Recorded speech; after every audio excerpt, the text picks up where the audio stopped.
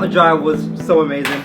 Obviously, you guys know I'm into trading as well, and a few of my followers always ask me questions about trading. So, because I'm a professional trader himself, I'm going to ask him a few questions, and you can get some feedback from him. So, I've got a few questions that I've pre-planned that I think would be good. So, I'm just going to ask him and let him fire away. So, my first question is, what inspired you to get into trading? So when I was 19, I was actually attending university. I was doing business, very typical here in the UK. Being Indian, obviously I was programmed to think university is the way. And I think very soon I realised that that's when kind of I feel like the economy wasn't really giving people that had degrees jobs. That disconnection was lost.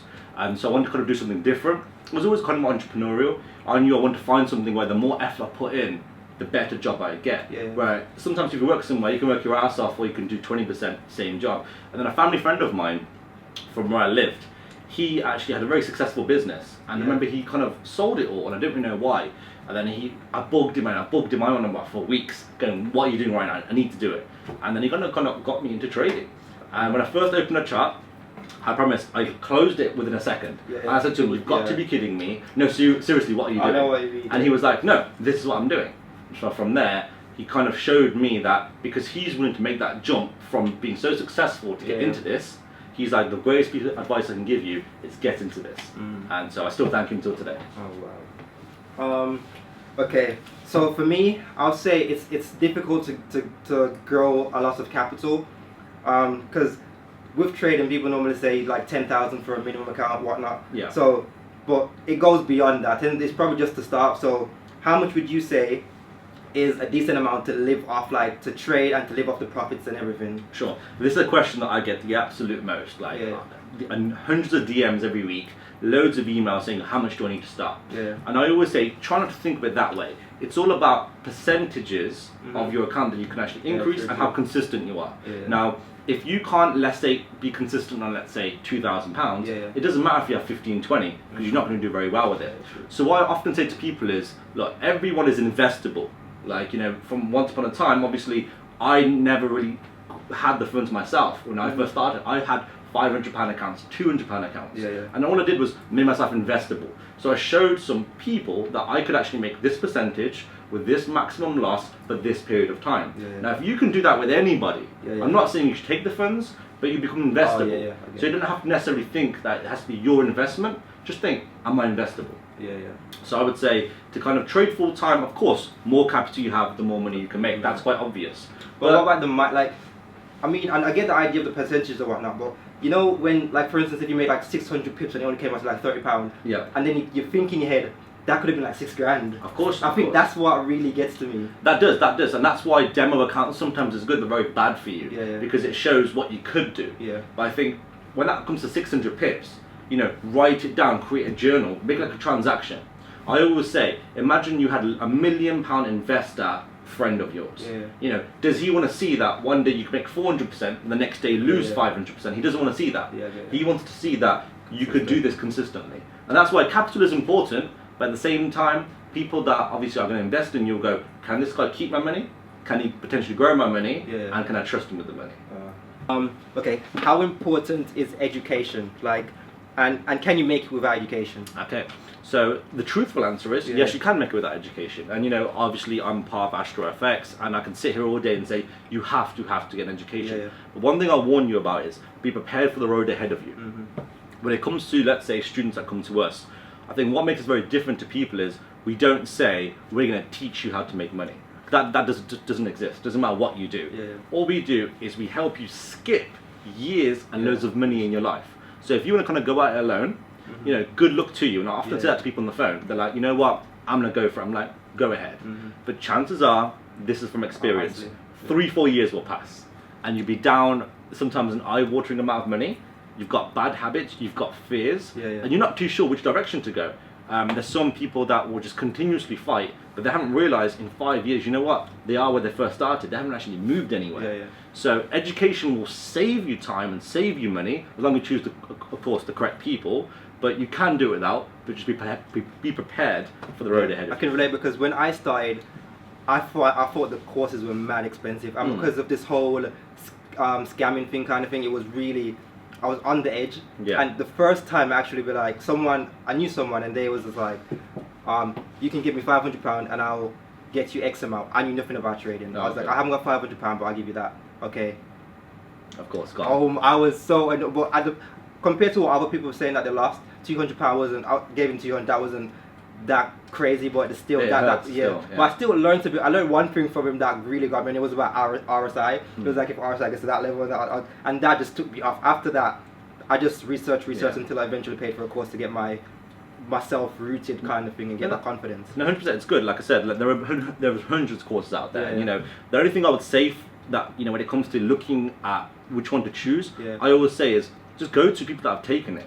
With us for 3 years, we've always posted, I'm sure, pictures, videos of students. We tagged them, so you can go ahead and see 200 of our students. You actually can, and contact any of them. That's the way to kind of see the quality you get back. Sometimes people get tricked into going to fancy kind of offices, and they see like a logo. You don't see who runs it.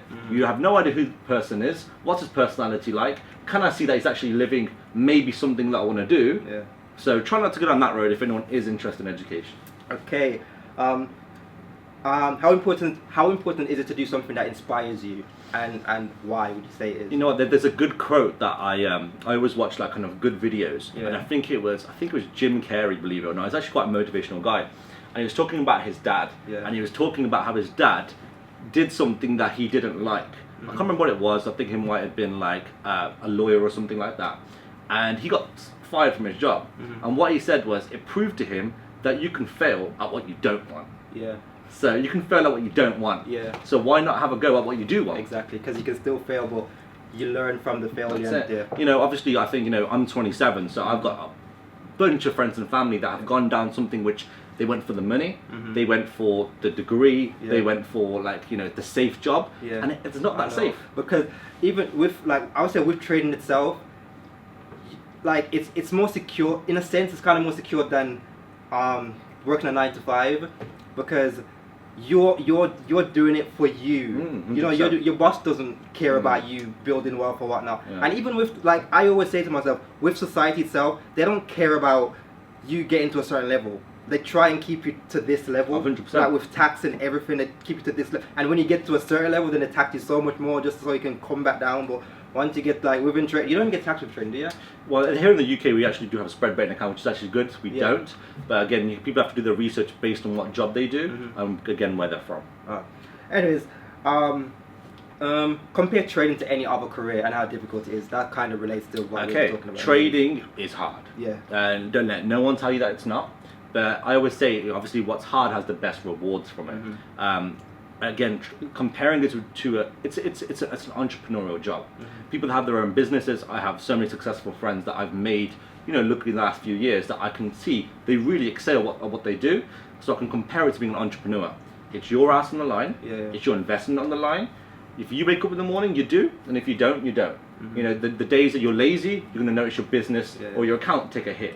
The days that you're kind of younger, you're full focused there, you're going to take a hit. If you're on the ball, you see it as your own business. That's what it is. Trading is your own business, and that's when it'll go well. That's why I think I was doing this post, and I was just take trading as a business, not as an ATM, because it can be your personal ATM when you get to a certain level. But at the moment, think of it as a business, and it's not always about. I personally don't think it's about taking for a business. You wouldn't take 100% of the profit out as soon as you get to a certain level. You let that profit compound and compound, and then when you get to that crazy level, then you take 1% out, and you're like, is this what 1% is? You know what I mean? 100%. It's like most entrepreneurs will not pay themselves in the first year or two. They really try and build their foundations. So I think and obviously when it comes to business, a lot of them sometimes are risky, but they always build their foundations first. They always understand that proof of concept, which means I can actually do this. Then obviously it's down to consistency. It's down to have a business plan, have a trading plan. You got to treat it exactly the same. Let's see if I can find another good one. Sure. Good questions, by the way. How important is patience? Patience is everything. I'll give you a funny story. So when I first, obviously you like cars, right? So the same friend I'm on about that got me into trading. So he was from my town. He had a Lamborghini Gallardo. But this is back in 2009, so obviously the new shape hadn't come out yet. And I remember he goes, come with me and I want to pick my car up. He came with me, sat in the car, changed everything. About 6 months later, I had a £5,000 account. Guess what? I walk into the Lamborghini showroom and I go, how much is that? And they go, this how much it is, this how much is a month. And I went, no problem. And in my mind, I walked out as if it was really going to happen within the next 3-6 months. And of course, I sit here today and I might have something which is worth as much, but no. You know what happened? The start of this year, I was just like, January, end of January, I was just like, I'm going to get a 135i. I'm going to get a 135i. I went to the dealership and we were talking and he was just like, okay, I'll be back by my birthday. My birthday is the 29th of March. I'm like, I'll be back by my birthday and I'm going to get that car. And I want you to do it as well. Being a cocky.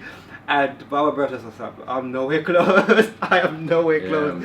Like, so that kind of gave me it gave me the mindset to think, you know what, I need to think more long term kind of thing. Just stay consistent, think, and just there's also, it's very good for you to kind of envision what you want. So obviously, like sometimes now I'll go back to that garage. I think the guy, one of the guys, Chris, here at Birmingham Lamborghini, he remembers me a little bit, which is fantastic because he goes, yeah, I remember this guy came in and he thought, okay, cool, that's fine. I never heard from me ever again. And now obviously, like I'm friends with him, he kind of sees that it was good. That I put it in my mind, same as you. You put it in your mind. You know how much it's going to cost you. Even if you got to pay it monthly, you pay it in one big go. You know how much it's going to cost you. Get what you want. You know what? This has, I haven't got this on here, but just because I'm in the moment right now. Sure. People always, I don't know about you personally, but people always say cash is the best option. Finance is for losers. Blah blah blah. Yeah. Like I say, if you pay finance, you've got that cash remaining to invest, and it's the asset that you already purchased, that's depreciating. If you put like a £2,000 deposit on an M4 and it's worth 60 grand, you've got 58 grand left. Oh my god, I can't imagine. 3% on 50. Yeah. You know what I mean? No, you know what, this is actually a great question. I'd love to answer this. So obviously with me, by the way, people say cars are rented. By the way, you can't put a number plate on a private car. Just as you come view them at my house or my office every single day. So with myself, obviously it was a decision which I made from the Maserati. Like, you know, is this a car? With the Maserati, I completely bought it out straight. That's what I was programmed from, even from my parents, of going and making it and having it as an asset. And then again, some time passed, and over the space of the next few cars, I was like, right, like with the i8, check this one out. I went and said to the guy, right, I know that this 100k car is not going to be worth 100k soon. And he said, you know what, Nat, you're going to lose £1,000 a month. That's depreciation on that car roughly. Talking 12 grand a year, which is, to be fair, makes sense.